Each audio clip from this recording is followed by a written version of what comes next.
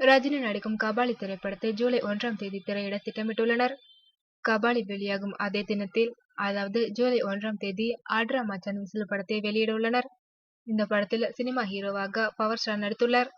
ரஜினியை கிண்டல் செய்யும் காட்சிகளுடன் ஆட்ரா மச்சான் விசில் திரைப்படம் வெளிவர இருப்பதாக ஒரு தகவல். நிச்சயம் காமெடி பிரியர்களுக்கு சரியான தீனி போட காத்திருக்கின்றார்கள் படத்தின் கதாநாயகன் சிவாவும், மெகா வில்லனாக நடிக்கும் பவர் ஸ்டார் ஸ்ரீனிவாசனும்.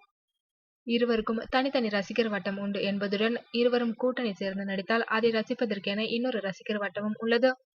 அதற்கு ஏற்றாற்போல் படத்தின் இயக்குனர் திரைவண்ணனும் காமெடிக்கு முழு உத்தரவாதம் இப்படத்தில் உண்டு என நம்பிக்கை தருகிறார். ஆனால் இது யாருடைய மனதையும் புண்படுத்தாதவாறு இருக்கும் என்று சொல்லியிருக்கிறார் இயக்குனர் திரைவண்ணன். படத்தின் கதாநாயகியாக பெங்களூரை சேர்ந்த நைனா சர்வார் என்பவர் நடித்துள்ளார்.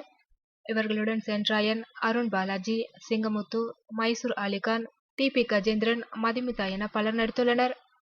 அது மட்டுமின்றி இப்படத்தில் ராஜ் கபூர், செல்வ பாரதி, ஜெகன், டி.பி. கஜேந்திரன் உட்பட 7 இயக்குனர்களும் நடித்துள்ளனர்.